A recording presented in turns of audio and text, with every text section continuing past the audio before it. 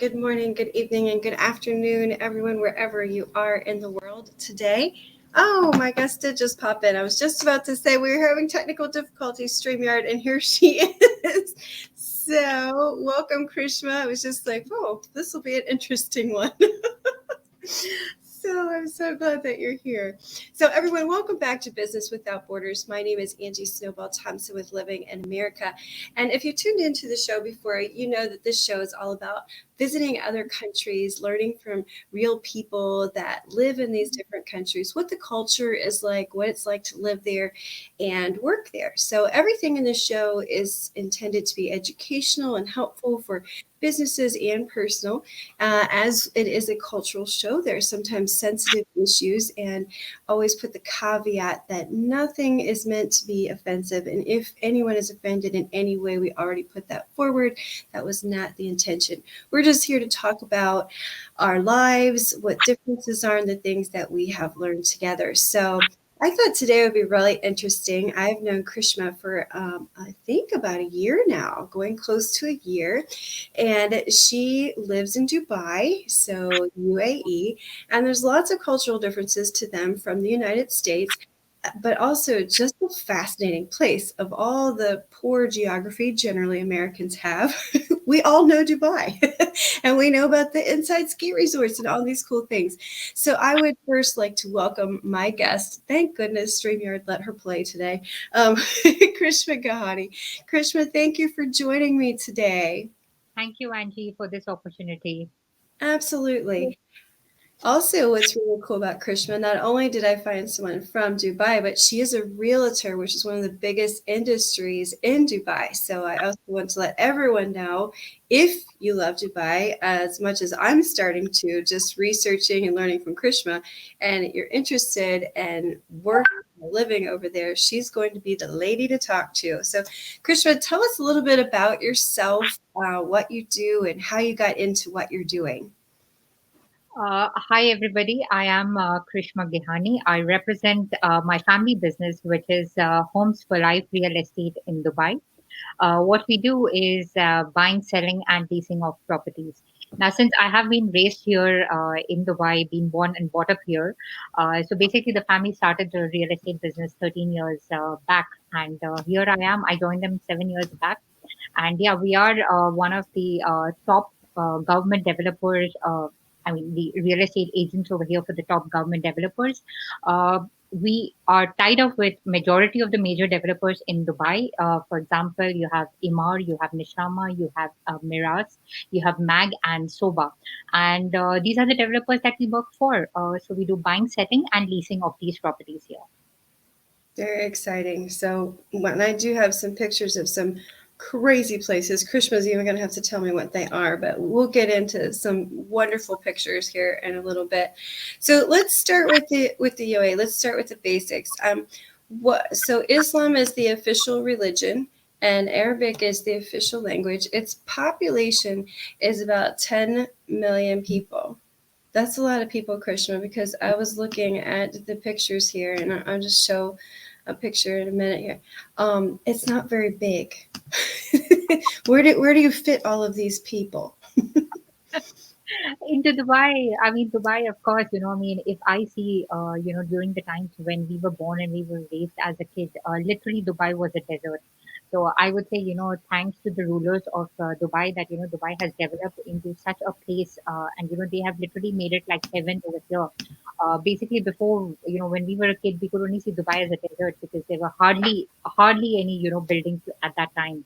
But yeah, I mean, it's been about 25 years and Dubai has changed. Wow. Yeah, I mean, like I said, we'll get to some more pictures, but when I was first, I mean, I knew roughly where it was, but I didn't ever see it like in comparison to the other countries next to it that compared to America are also small. So it's like, oh my gosh, that looks like Rhode Island in there. How did they put all those people in there? It was really crazy. Something else that I think is really interesting and different for us is the construct of the UAE. So it's really, I did not know this. So I saw it's comprised of 7 different emirates. Why, I guess it's United Arabic Emirates. So emirate is that, like a state? Do you have different laws per emirate, or how does that work? Yeah, we have, I mean, of course, all the Emirates are similar. We have similar laws, but yeah, we have different rulers for all of the Emirates. But yeah, I mean, as the United Arab Emirates comes under, it's known as, as, I mean, it comes under the absolute monarchy of the sheikhs. So yeah, I mean, UAE has been divided into the 7 Emirates, which are Dubai. Dubai is main, I mean, it's worldwide loan. Apart from that, then you have Abu Dhabi, you have Ras Al Khaimah, you have Sharjah, you have Fujairah, you have Ajman, and Umayyad. Wow, that's great. And you have a king. Is there a Yes, king, or we have, what do you call it? You have a we royal call him the family. Sheikh.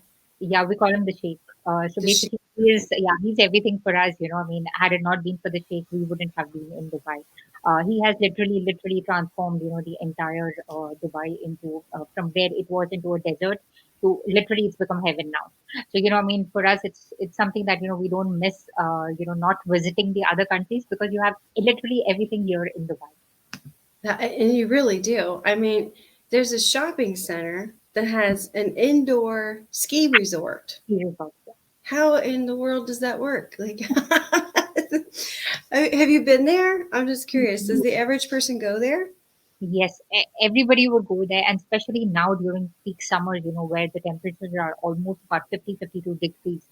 That's the best place, you can go to escape from the heat. So a lot of us, just, when we're sitting in the afternoons on a weekend, that's the best place to visit is the ski Dubai. And you even have the aquarium in the Dubai Mall, so that's also another wonder to see. Wow, that's crazy. And you also have the world's tallest building. I'm not even going to try to say that, but it's huge. Yeah. It's one of the art pieces I must say that Dubai has been very proud of. Of course, I mean it's the tallest in the world, and yeah, it has definitely broken the Guinness Book of World Records. Yeah. Oh, speaking of Book of World Records, my goodness, you guys have, what is that? 100, over 130. I mean, what are you guys doing over there? That's insane. Over 130 world records. What is it all for? Like, I know there were some for the gardens, some for the buildings, but Yes. it's just a lot. What else are you guys famous for?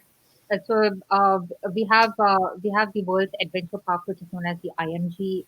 Then we have broken the record. I remember during the school days we had the tallest sorry, not the tallest, the largest cake that was they had built on National Day.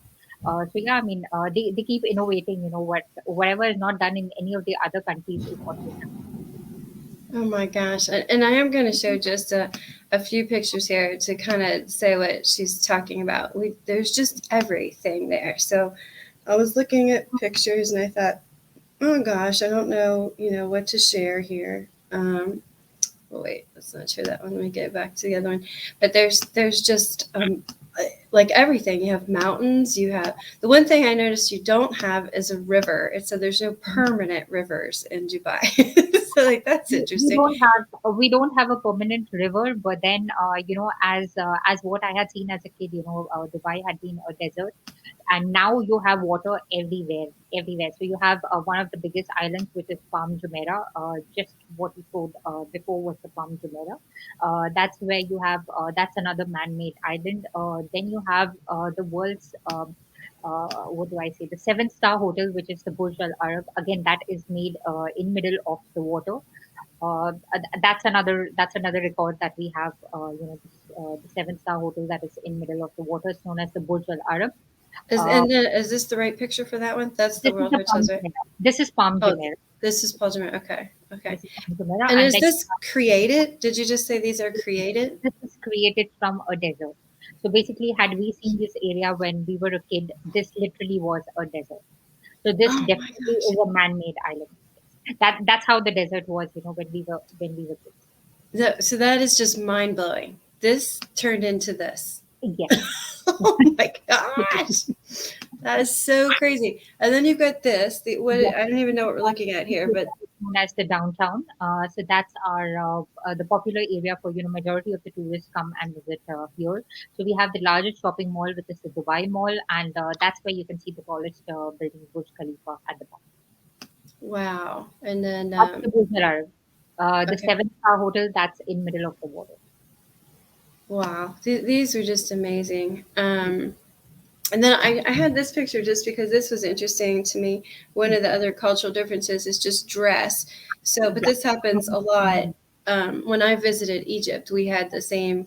I had the same thing. I had to just be more respectful of my dress code um, for what I would wear. Um, but I always, it's funny because when I went to Egypt, people were like, "Oh my gosh, did you go? Did you wear that?" I was like, "So I covered my arms and my knees. It's not like it's a big deal. It wasn't scary, you Uh, know." I mean, of course, we live in a Muslim country, so we got to be, slightly careful when we visit, especially when we visit the government departments. So, you wouldn't visit a government department, where you have like an open back, or you're wearing a mini skirt. You wouldn't enter a government department like that. So yeah, you got to respect them. Of course, I mean, Dubai has opened up to a lot of pubs and bars. But yeah, but not in the government department. Only when you go to the pubs and bars in the evening, that's a different thing. But yeah, you got to respect the locals over there. Yeah, and like the reason I brought that up too was because I think it's kind of a cultural stigma that sometimes scares people, and I can say it was not a big deal at all. Like it's not like I don't know, being dressing up or anything. Like you said, it's just being respectful, and it's major. Like I did it when I went to the museums. When I was in the resort, you can wear your bathing suit. In fact, I read swimwear. Obviously, you wear swimwear at the at the beaches. So let's take a moment out just to say hi to a few people. I'll let you say her name because I'm guessing she knows you, and I don't want to hurt her feelings by Hi, Narayani. mispronouncing that. Yes, so basically Narayani is one of the I would say one of the best performing members of BNI Qatar, and I happened to meet her in person. After the 1 year of networking that we had online. I mean, it was a pleasure to meet her. Just I think about 2 weeks back we met in person. Oh my gosh, that is so cool. That's one really neat thing about all this networking online. I just really, really hope some people are opening, things are opening a little more, but I'm really excited to start meeting some of these people and visiting some of these places. So cool. And then Deepesh is also here. He's a loyal follower. I took a vacation and Deepesh says, "Where were you? It was 8 o'clock. I was looking." Thanks, Deepesh, for always being here. So that's really fun. Okay, so yeah, exciting different things with Dubai about all the buildings. I can't believe I still am just find that staggering that these islands came from the desert. I Yes. really blows me away. So I am going to share. Let's see one. I had some mountains here because that was amazing to me Mountains, too. yeah, the mountains mostly you will see it in the other Emirates, which is at Ras Al Khaimah and Jumeirah. That's where you'll find all the mountains. And usually, the temperature in the night dips down to almost about between 5 to 7 degrees over there. Wow. And then where you are is can be outrageously hot though. I saw something about a record of 50 Celsius and my brain was trying to even do the math on that to Fahrenheit. I was like, I think So people bake. I would say, somebody visiting Dubai during the summers would feel like, they've been literally tanned and, soaked under the sun. But of course, for us being raised and born to in Dubai, I think we've got used to, the summers over here now. Yeah, well, let me tell you, that was another thing that I really didn't mind about the dress code. Now I know Egypt is kind of far away from you, but that's as close as I've been to you. But there were days it was like 130 degrees. And one, it was like a super dry heat. Yeah. So I would look there and I thought, 130 degrees, I don't think humans can live. I don't think I should go outside. Especially me, right? I have two colors. I am white and I am red. So yeah, I'm that sure dress code was once you're in Dubai during the summers, I'm sure you would turn red. That's what I was gonna say. I kind of liked the dress code in Egypt because I had my arms covered, everything was covered, and I didn't look bizarre in the summer. Like I'm all covered up. No, is it, and also I think too, like we think of covering up with the fabrics that we're used to wearing, but it's all like light linens and was actually less hot, I think, than some of my summer clothes because of the fabrics. Like the fabrics were very breathable, and I don't know. I think I thought it was actually quite comfortable. So let's see, what else does Deepesh have to say here? UAE has signed Lionel Messi. You don't even know who that is. Is Okay, that somebody's watching the UAE news very closely. it's like, okay, I don't know who that is. What are your popular sports there? Do you guys do baseball, Our cricket? Yeah, we have cricket and then we have football. So basically, football is like one of the common sports amongst the local and even amongst the expats here. And yeah, I mean, the next one, of course, we have cricket. Okay, cool. Another question I have, because you obviously have amazing English, and I've met a few other people from the UAE, mostly from Dubai, and they also have amazing English. Is that common everywhere? Because the official language is Arabic, but is English pretty much everyone has it? Yeah, so basically, the official language is Arabic. So when you talk to the locals, you got to talk to them in your local language, which is Arabic. But yeah, now a lot of locals have learned English as well. So yeah, but our standard, I mean, in our day-to-day work or in our day-to-day business, English is the common language that majority of the people use. Interesting. Yeah. I'm finding that more and more around the world too. So if you don't speak English, you can always call me and we'll figure that out because more and more of the Absolutely, world. absolutely. Who's the best person than you, Angie? It's funny though because people are asking me what type of English I teach now. I said international. I mean, I'm American. You might have a little bit of a Kentucky accent if you learn from me, but I teach it. Just because there is a different type of language, right, internationally. And I think when you're learning from schools, they tend to teach you a lot more English than you need to get along. So let's focus on what we need and get going. So one of the reasons I brought that up is industry. Dubai is full of different industry, not just Dubai, UAE is full of different industries. So as an American, I think a lot of people stereotype it. One, we think of the luxury. I think everybody thinks of the luxury of Dubai. But I also think that we think a lot about gasoline and that, but it's not your number one. In fact, No, I not think they said it's less than 1%. Is that right? Does that sound right? absolutely, absolutely. In fact, there are a lot of other industries than oil and gas. So you have real estate, you have the gold industry, I mean, there are a lot of other industries that are there, like, of course, oil and gas is there. It does contribute to, the GDP. But yeah, I would say that, I mean, there are a lot of other industries that and as of now, I would say real estate is there and tourism. Tourism is one of the biggest industries for the UAE. And I think when we had the lockdown, tourism was the biggest industry that that had affected UAE because I would say UAE majority depends on tourism, which is why I think we had lockdown in place for we had a very tight lockdown in place for about 2.5 months and I mean, even now, despite everything opening up, we still have a lot of safety procedures in place. So basically, if you're found without the mask, you're fined. You're fined, like you have to be heavily fined. So you've got to take care of the safety protocols. That Yeah, that's yeah, I was really surprised about that one because that was kind of my stereotype was I thought oil and gas. So, but to see it was very almost nothing. I'm like, oh my gosh, I was definitely wrong on that. tourism. UAE does depend on tourism a lot. Yeah, wow, that's crazy. So Which is if why I would people, say that, it's one of the safest countries to visit as of now, whereas a lot of countries are still under lockdown.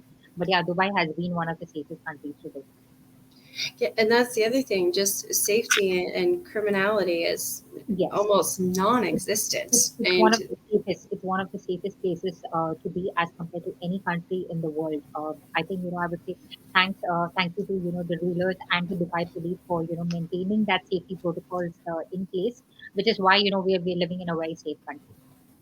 that's crazy. And with I mean, I always hate to bring this one up because everybody's like always sad about COVID and everything shutting it down. But if I remember right, you were one of the first countries to kind of say it's okay, you can come visit again. Yeah, So, absolutely. what are the restrictions if someone wants to go to Dubai right now? To Dubai, as of now, if you take restrictions, you just got to be vaccinated. So basically, you need to have your 2 doses of vaccines in place. Once you have that, you're free to visit Dubai. Because I mean, Dubai has seen that the non-vaccinated and the vaccinated people over here. They've already compared the studies, and for people being vaccinated, they are much more, I mean, likely to less get affected from COVID. I mean, a lot of them have like speedy recoveries as compared to the people who haven't vaccinated. So yeah, I mean that's one mandatory requirement that you got to have your 2 doses of vaccine if you need to travel to. Yeah, that's very little though. That Yeah, means we can all go to Dubai is what that means. Means we should have a global writer reunion in Dubai because we can all get there. absolutely, absolutely. Of course, that here.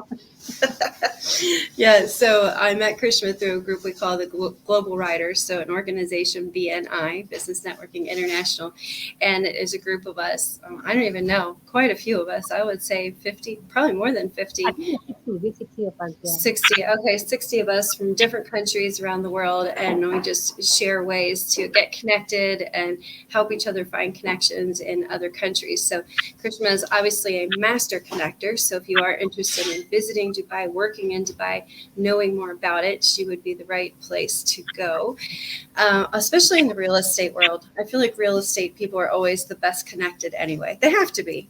They have to know the areas. They have to know the people. They're always the best people to be connected to. Okay, so and then with COVID, last question on that one. But are you still wearing masks? Are you social distancing? Or are you okay? We're still wearing masks. So basically, when we step out of our houses, masks are mandatory. Otherwise, you're likely to be fined. And yeah, you do have social distancing. So basically, we had just an event this afternoon, and we were literally social distance. So basically, on a table where we had like before we had 10 to 12 people sitting, we just had 6 people sitting with a distance of 2 meters apart. And yeah, masks were mandatory. Okay, yeah. See, in the States, we had taken those away, but I think But a back lot of people really, got affected. Yes. yes.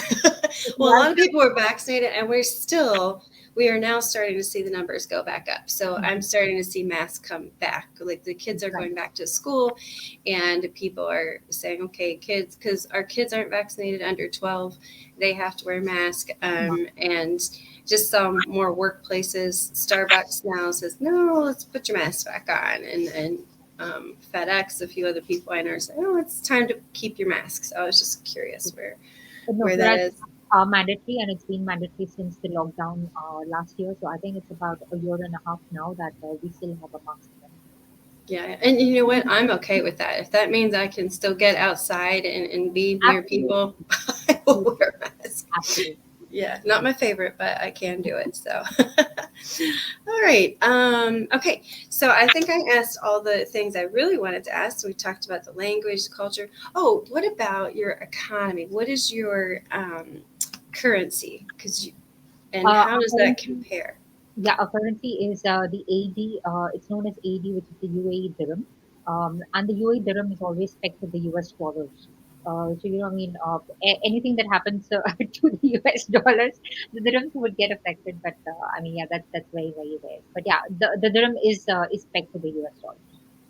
Okay, well that's interesting though, because that somewhat says that your economy follows the United States economy. So, because when we start working internationally, that was one thing that I found to be the most challenging outside of language sometimes, but currency because you have a price, a value, dollar amount that is the right value for your currency and your economy, and then you go to other ones, and sometimes I'd get a oh gosh, you're expensive. Sometimes I get a, oh my gosh, you're cheap. And it's like, okay, actually, I'm just fair. So you're trying to find that middle ground of economy. And I think that's always a good thing to know when you're thinking about working with a new country or new culture is where are you going? how are you going into this economy wise? Like, am I going to be cheap? Am I going to be expensive? Do I think about different ways to go?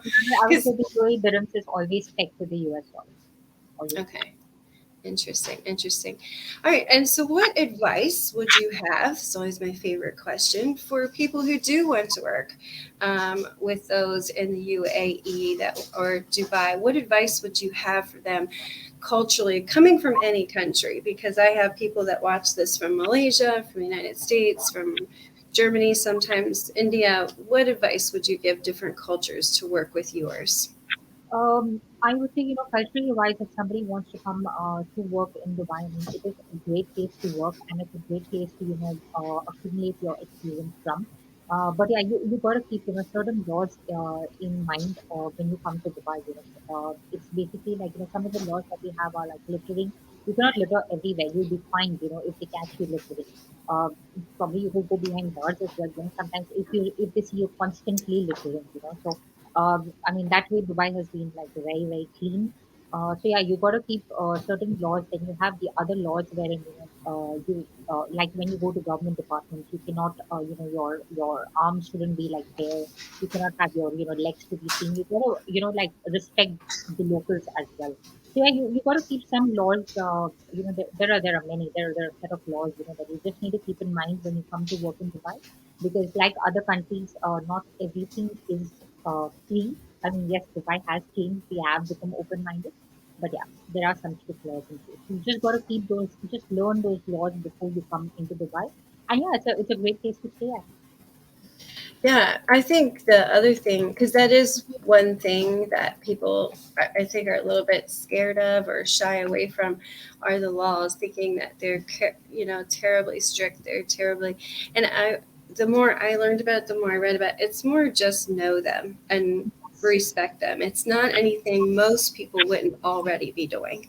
Absolutely. Um, yeah, aside from maybe dress code, as you mentioned, it might be a little different than we're used to, but it's not drastic. I didn't see anything to fear or be afraid of. Looks like an absolutely Absolutely. beautiful place to live, and just get to know the culture a little bit. When we address people, so we have Japanese tend to say, "Oh, Haroshi-san, Tomami-san," only to each other. That when we speak, if I speak to my friend Tamami, it's Tamami because that's my culture and the Japanese accept that. Do you have any salutations that we should use? Do you use first name, last name? Does it matter? Uh, for us, no, not the last name, definitely not. But if you're calling anybody like I mean, of course, except when it's the senior officials, then we do call them like, say for example, it is Mr. Mohammed, so we would call him either Mr. Mohammed or we would call him Mohammed Sir. But those are for the senior officials. But apart from that, everybody is called by the first name. Okay. Oh, good. So you're like us. Absolutely. Well, that's so funny because we Americans, we tend to, I don't know, take our culture and just give it to you. So I do it, right? So I hope you like it. Yeah, like I said, the UAE didn't respect the US dollar, so I would say the UAE, even the name is the American culture. Yeah, and that would be the same here. And a lot of people talk about American culture like as one big pile too, and it's really not. So my son was raised somewhat Southern, so he will always say yes, ma'am, no, ma'am, yes, sir, no, sir. But if you're Northern, you wouldn't do You would that. not. So Yeah. no, you wouldn't do that. So there's different cultures even here, but I mean, that's interesting because a lot of oh gosh, Deepesh. He wants to know is deer allowed? And No, absolutely not. see, I told you the same thing, Deepesh. He was a few weeks Absolutely ago. not. Oh my god, it's funny. So a few weeks ago, we were talking about we had a Global Writers one of these, and we had you couldn't make it because I picked the wrong day. By the way, that is not her fault. It was me. I did check the wrong date. I had the right day, wrong date. So Krishma couldn't make it. She was going to be there. I said, "Well, now you get your very own." But you missed it. We were talking about things you shouldn't say. And I said, like, people from India always send me these letters and they say, hello, dear. And I said, Oh don't no, do that. I said, I just think you're I mean, creepy and I don't answer you. that would probably the deer comes only when it's somebody close, or it's probably a loved one. But apart from that, officially, if you have to call somebody deer, no way. Yes, same here. Like I might say that, like you said, someone close, but even then, it's kind of old fashioned. It's Yeah. almost sarcastic. If someone says "my dear" to me, that I'm like, what did I do wrong? Because it's almost sarcastic here. But yeah, I get these letters or these emails that say, "Hello, my dear." I'm like, I'm not your dear. You do not know me. You don't even know my name, and now I'm blocking you. So, yeah. Good question, Deepesh. I always think that's funny though, the my dears. So no, my dears, first names are acceptable, unless of course higher or senior people that need to be respected, which I think is the same in every culture. You wouldn't just run up to the president and say, "Hey Joe, what's going on?" So yeah, we would do the same. All right, so really interesting. I think we have learned that Dubai is a beautiful place to visit.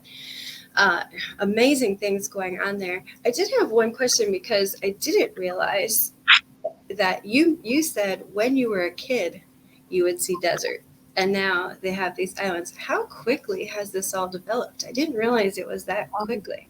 I think it was in less than 10 to 15 years. Wow, Yeah, that's incredible. yes. That must be, you must have an incredible infrastructure to make that happen. I mean, we haven't been able to fix the highway here in Dayton for 10 years. They're still under construction. For us to see the highway, I think the highway was constructed in, I think, less than 6 months. Yeah, Oh less my than 6 months. gosh. And then you also have, I read this too, like your public transport. I can't remember what it's called, but it's one of the longest. The long. That's insane. And when I think of how small, and again, I keep going back to how small. Not obviously, it's not small. It's this incredible powerhouse, but location-wise, UAE is not that big. They've got mountains, deserts, islands they made out of deserts, the longest metro whatever public transport thing. I mean, it never ending. Tallest buildings, 130 Guinness World Records. There's another record that is going to be broken soon. Once it's under construction, so we have the tallest tower than the Burj Khalifa coming up soon. I'm sorry, what was that one? The tallest tower than the Burj Khalifa. So Oh it's my under gosh. construction. Yeah, yeah. I think it will still take about 4 to 5 years, maybe. But yeah, that's another record breaking. That's insane. I, by the way, am terrified of heights. No one believes me because I like roller coasters, but if I have to stay there, if you're going to throw me off, I'm okay. But if I have to stay there and look at it and think about falling off, I just get paranoid. I freak out. I really do. I can't. How are you going to visit the Burj Khalifa once you're in Dubai? I'm not. You can take a picture when you're up there and send it to me. There's no way. No, that's what I was going to say. There's no way I could go. So But would that other people? that would be at the 148th floor.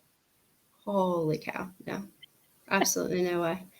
One time we went to the CN Tower in Canada, and it's one of the bigger ones in North America or something. It's probably only half the height of yours. I don't even know, but it's tall enough for me. And it had this glass like floor, little piece of floor that you can step on. And my son was probably about 7, 8 years old, and he was out there stepping on that thing. And I was like, come on, come back over. I would not go over there and get him. I was holding on to the wall, like, come on, come back out. I was so terrified. There's no way I would make it to 148. That is crazy, crazy, crazy. How does it? I mean, you must have incredible engineers too, right? Because how in the world you would think just is it windy? Like, do these things? It is. I mean, of course, not that windy because it's the entire 148th floor is covered, so it's not that windy. I don't know. Did you see the video of Emirates when they were opening up for UK? The video went viral 3 days back, so I'll share that video with you. So that's one of the I mean, of course, the stunt makers for Emirates, and he was right at the top. So can you imagine the wind that was there? And this is not on the 148th floor. So this was, I would say, I mean, there are 160 floors on Burj Khalifa, and he went like walking for almost an hour right till the top of the Burj Khalifa to shoot that video, saying that Emirates is opening up to the UK. Holy cow! Not for me. Not for me at all. Oh my gosh, that is wild. That is so wild to me. I think you need to watch that video, Angie. I'll send that to you. I will. You send it to me, and I'll make sure that I put it on our link too, so everybody can watch it if you missed this. Yes, I'm yes. probably gonna pass out just watching that video. I'm probably gonna just like look at it and I get can't even these. imagine you, Angie, doing that. Oh my gosh, no! Like you know how little the Eiffel Tower in Paris is, right? So I couldn't even do that. I still hold on to the side of that. Like my son's like, "Come on, mom." I'm like, "No, no, it's okay. I'll just hang on here. Like if it's gonna fall over, I'm gonna be okay because I'm holding on to the side. I don't know, but I like will not. It terrifies me. Absolutely terrifies me. I hate heights. Oh my gosh. Okay, so I think we have definitely told everyone that we need to start working with Dubai. We should visit Dubai. We should Absolutely. talk to Krishma. Who are the types of people that you would like to meet globally? Because I know you're very involved globally networking. Who can we reach out to for you? So if someone sees this and says, "Oh, wow, I know this great lady in Dubai now," what are the type of people that you like to work with? The people that I would like to work with are, of course, when we see the residential real estate agents across the globe, because they are our first point of contact, for the investors that we are looking out for. And yeah, I mean, any business owner, any CEO, any CFO that is looking to, invest in tax-free properties in Dubai would be an excellent connect, because Dubai has opened up, to a lot of international investments. So yeah, we do have a lot of international investors who come and invest with us in the tax-free properties in Dubai. Okay, so this is a really stupid question, but I'm really good at those. So tax free. I Yes, invest tax free. yes. How do you pay for everything? How do you pay for these wonderful public transports and all this other stuff? No, so when it comes to the residential properties, those are tax free. But if you are paying like for public transport, or if you're paying for, say for example, the groceries, then you have a 5% VAT.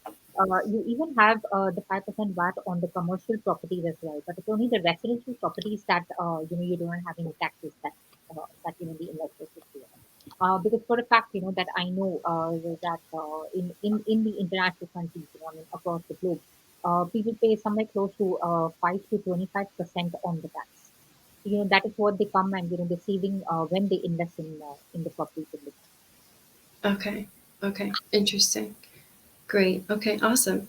One other easy question I didn't ask you. I usually start with this. What time is it there? What's our time difference? It's 4:38 p.m. I think I'm about 9 hours ahead of you. Um, yes, yes. I'm I, terrible. 8 hours. Yeah, 8 hours. I'm doing the math. I'm sitting here doing the math. I'm like, no, you just. Unless I don't do heights, I don't do math. I'm an English teacher. Yes, it's So about 8 hours. 8 hours ahead of you. which is also not a terrible time difference because Yes. we can, in my mornings or your afternoons, we can still work together. So if you know someone, international realtors, people wanting to invest in tax free property, go talk to Krishma. If you know people that you might want to connect to her, can I reach out to her? You can reach out to me. I'll get you to her. Is there anything else that I haven't brought up that you think may be interesting for someone to know? Anything that I missed? No, I think all the topics have been covered, Angie. Thank you so much. Oh, thank you so much. I really, really appreciate your time. And thank you, everyone who tuned in for us. If you missed this, we will be downloading it. So it'll be available on my YouTube, all over the place. And next week, we will be in Australia. Next week will Okay. not be live, though, because Australia is quite the time difference. And didn't want poor Danielle to be up at 2 o'clock in the morning doing a live show. But I didn't want to miss Australia. So Danielle Phillips will be with us next week from Australia. It will be on Wednesday. We post on Wednesday. And then I believe we're in Taiwan after that. So please join us, Business Without Borders, Wednesday mornings, 8 o'clock Eastern Standard Time. And Krishma, thank you again so much for being here. You are always a pleasure. And I hope that you have a wonderful rest of your day. Thank you. You too. Thank you. Thanks, everyone. Bye bye.